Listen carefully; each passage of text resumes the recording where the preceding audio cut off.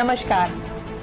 कृषि से जुड़ी महत्वपूर्ण जानकारी लेकर किसानों के द्वार हम लाए हैं पूसा समाचार। पूसा समाचार के इस अंक में मैं डॉक्टर सीमा सांगवान, वैज्ञानिक सूक्ष्म जीव विज्ञान, एवं मैं डॉक्टर गिरिजेश सिंह मेहरा, वैज्ञानिक कृषि प्रसार, पूसा संस्थान की ओर से आप सभी दर्शकों का हार्दिक स्वागत करते हैं। आज हम दर्शकों को अरहर में रोग प्रबंधन तथा स्वीट कॉर्न एवं बेबी कॉर्न के उत्पादन की तकनीकी जानकारी देंगे। पूसा समाचार के माध्यम से विभिन्न प्रदेशों से कई किसान भाई लगातार अपनी समस्याएं एवं सुझाव हमारे व्हाट्सएप नंबर 9560297502 पर भेज रहे हैं, जिसका समाधान हम पूसा व्हाट्सएप सलाह सेगमेंट में आपसे साझा करेंगे। और अंत में मौसम खबर। खरीफ में अरहर एक प्रमुख दलहनी फसल है। पूसा समाचार के पिछले अंकों में हमने आपको उन्नत किस्मों एवं खरपतवार नियंत्रण की विस्तृत जानकारी दी थी। अरहर में अच्छी उपज लेने हेतु कीट एवं रोग प्रबंधन की आवश्यकता होती है, जिसकी विस्तृत जानकारी दे रहे हैं पूसा संस्थान के विशेषज्ञ डॉक्टर RS राजे। अरहर एक ऐसी फसल है जिसमें कई प्रकार के कीट लगते हैं और रोग भी लगते हैं। तो इन कीटों में सबसे महत्वपूर्ण है मरुका विट्रियाटा। ये मरुका क्या करता है कि कलियों को गुच्छा बना के उनको खा जाता है और पहला फ्लश जो फूलों का है वो पूरा डैमेज कर सकता है। तो इसके नियंत्रण के लिए हम क्लोरेंथ्रानीलीप्रोल एक दवा है, इसका करीब 0.4 से 0.5 ml प्रति लीटर पानी में इसका स्प्रे करना जरूरी है। ये तब करना है जब कलियां हरी हों, और इस स्प्रे को यदि हम मिस करेंगे तो फिर ये मरुका कीड़ा कई गुना अपना प्रभाव बढ़ा सकता है। इसके बाद जो आता है फूल खिलने पर, एक आता है ब्लिस्टर बीटल कीड़ा, और ये सारे फूल खा जाता है। तो इसका नियंत्रण के लिए एक डेल्टामिथ्रिन है, डेल्टामिथ्रिन कीटनाशक है। इसका 1 ml प्रति लीटर के हिसाब से स्प्रे करके इस पर नियंत्रण पाया जा सकता है। यदि आवश्यकता पड़ती है तो फिर एक एमामेक्टिन बेंजोएट है 5%, इसका करीब 4 ml प्रति 10 लीटर पानी में मिला के यदि जरूरत पड़ी तो इसका स्प्रे किया जा सकता है। अरहर में जो रोग लगते हैं उनमें 3 रोग बड़े महत्वपूर्ण हैं। एक है फाइटोप्थोरा ब्लाइट, एक है स्टेरिलिटी मोजाइक डिजीज, और एक है फ्यूजेरियम विल्ट। तो फ्यूजेरियम विल्ट और जो फाइटोप्थोरा ब्लाइट है, इसके लिए तो सीड ट्रीटमेंट जो हमने बताई है वही अच्छा तरीका है, और बाकी मैनेजमेंट से कंट्रोल किया जा सकता है।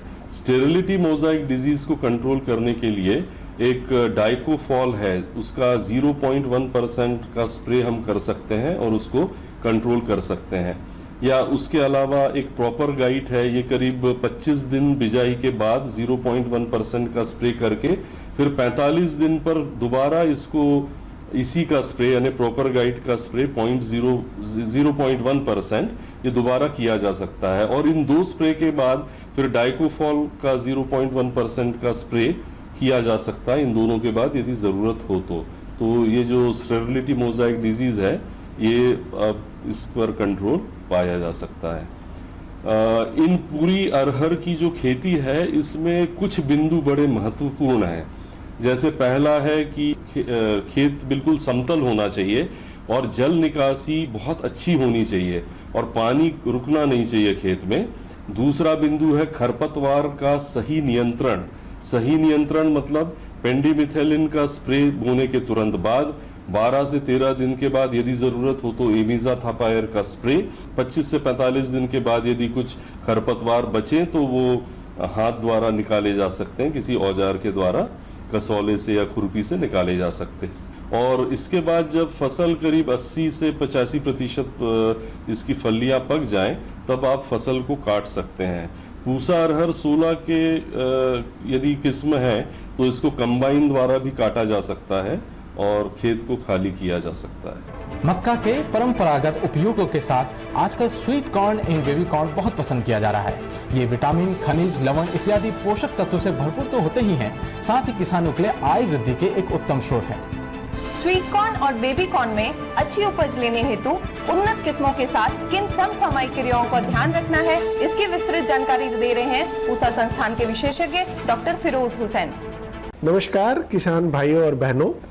स्वीट कॉर्न और बेबी कॉर्न लगाने का ये अगस्त और सितंबर महीना सही समय है और स्वीट कॉर्न बेबी कॉर्न साल भर लगाया जा सकता है उत्तर भारत में, लेकिन 2 महीना गर्मी के अप्रैल और मई और 2 महीना ठंड के यानी कि दिसंबर जनवरी को हम अवॉइड करते हैं।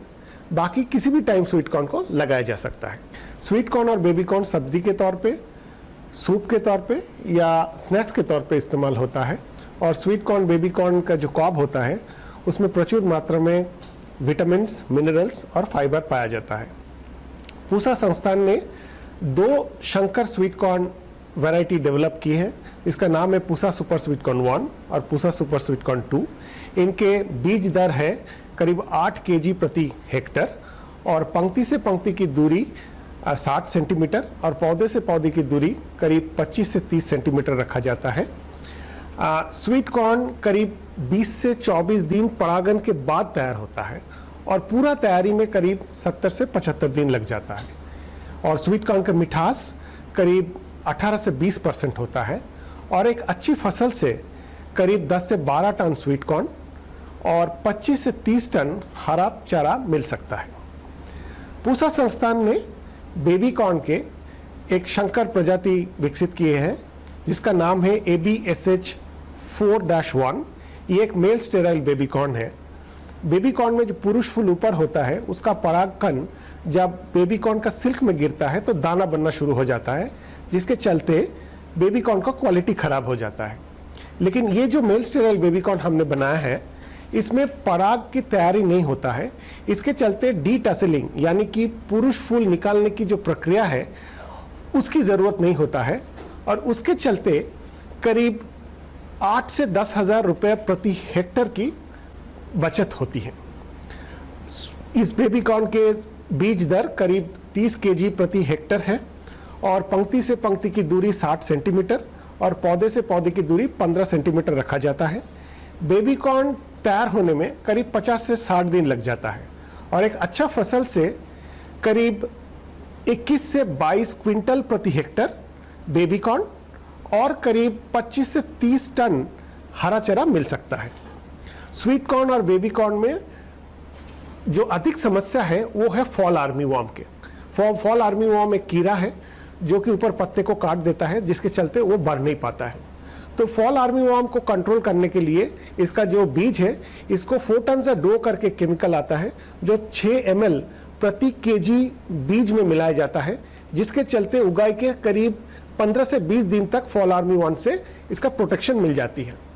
बाद में कोराजेन या डेलीगेट दोनों में से कोई भी केमिकल करीब 0.4 ml या 0.5 ml प्रति लीटर पानी में मिला के उसको छिड़काव किया जाता है, जिसके चलते फॉल आर्मी वॉर्म का काफ़ी हद तक कंट्रोल हो जाता है। बोथ बेबी कॉर्न और स्वीट कॉर्न एक लाभदायक फसल है और प्रति हेक्टर करीब 70,000 से 80,000 रुपए की लाभ हमारे किसान बंधुओं को मिल सकता है। पूसा समाचार में अब समय है पूसा व्हाट्सएप सलाह सेगमेंट का, जिसमें हम आपके खेती किसानी से जुड़े सभी समस्याओं का समाधान साझा करेंगे। हरियाणा से सावन कुमार जी ने धान में रोग की समस्या बताई है। आपकी फसल में बैक्टीरियल ब्लाइट का प्रकोप हुआ है। इसके समाधान हेतु कॉपर ऑक्सीक्लोराइड की 500 ग्राम मात्रा को 200 लीटर पानी में घोल बनाकर 1 एकड़ में छिड़काव करें। 7 दिन बाद स्टेप्टोसाइक्लिन की 40 ग्राम मात्रा को 200 लीटर पानी में घोल बनाकर 1 एकड़ में छिड़काव करें तथा 10 से 15 दिन बाद पुनः एक छिड़काव करें। बुलंदशहर उत्तर प्रदेश से वीर सिंह जी ने करेले के फल की गलने की समस्या बताई है। आपकी फसल में फल मक्खी का प्रकोप हुआ है। इसके समाधान हेतु सर्वप्रथम ग्रसित पौधों को खेत से हटा दें। रासायनिक नियंत्रण हेतु साइपरमेथ्रिन की 200 मिलीलीटर मात्रा को 200 लीटर पानी में घोल बनाकर 1 एकड़ में छिड़काव करें। सहारनपुर से संजय कुमार जी ने आम के फलों में काले धब्बे होने की समस्या बताई है। आपकी फसल में मैंगो कैंकर का प्रकोप हुआ है। इसके नियंत्रण हेतु 10 दिन के अंतराल में 3 बार स्ट्रेप्टोसाइक्लिन की 50 ग्राम की मात्रा को 200 लीटर पानी में घोल बनाकर 1 एकड़ में छिड़काव करें। उत्तर प्रदेश से कमालवीर सिंह जी ने तोरी में पत्तियों के पीले होकर मुड़ने की समस्या बताई है। आपकी फसल में विषाणु का प्रकोप हुआ है। इसके समाधान हेतु इमिडाक्लोप्रिड की 60 ml की मात्रा को 200 लीटर पानी में घोल बनाकर 1 एकड़ में छिड़काव करें। आइए अब सुनते हैं आने वाले सप्ताह में कैसा रहेगा देश भर में मौसम का हाल, मौसम खबर में। भारत मौसम विज्ञान विभाग द्वारा दिए गए मौसम पूर्वानुमान के अनुसार 21 अगस्त को हिमाचल प्रदेश, हरियाणा, उत्तर प्रदेश, पूर्वी राजस्थान, पश्चिम मध्य प्रदेश, गुजरात क्षेत्र, कोंकण, गोवा, मध्य महाराष्ट्र में 21 से 23 अगस्त के दौरान उत्तराखंड, उप हिमालयी पश्चिम बंगाल और सिक्किम, केरल और माहे और तमिलनाडु, पुडुचेरी और कराईकल में तथा 22 और 23 अगस्त को बिहार, असम, मेघालय, दक्षिण आंतरिक कर्नाटक में तथा 23 अगस्त को पूर्वी उत्तर प्रदेश, अरुणाचल प्रदेश, नागालैंड, मणिपुर, मिजोरम, त्रिपुरा, रायलसीमा में कुछ कुछ स्थानों पर भारी वर्षा की संभावना है। 24 से 26 अगस्त के दौरान उत्तराखंड, पूर्वी उत्तर प्रदेश, बिहार, उप हिमालयी पश्चिम बंगाल, अरुणाचल प्रदेश, असम और मेघालय में कुछ कुछ स्थानों पर भारी बारिश की संभावना है। पूर्वोत्तर भारत, पूर्वी भारत और उत्तर भारत के आसपास के अधिकांश हिस्सों में, दक्षिण प्रायद्वीपीय भारत, मध्य भारत, पश्चिम हिमालयी क्षेत्र और द्वीपों में कुछ कुछ स्थानों पर वर्षा की संभावना है। देश के बाकी हिस्सों में शुष्क मौसम रहने की संभावना है। प्रिय किसान भाइयों, बहनों एवं दर्शकों, आशा करते हैं पूसा समाचार का यह अंक भी आपकी खेती किसानी से जुड़ी समस्याओं के समाधान में जरूर सहायक सिद्ध होगा। आप सभी दर्शकों से निवेदन है कि ज्यादा से ज्यादा संख्या में हमारे पूसा संस्थान के चैनल को सब्सक्राइब करें और पूसा समाचार के हर अंक का लाभ उठाएं। इसके साथ ही साथ हमारे फेसबुक पेज और ट्विटर हैंडल को भी जरूर फॉलो करें।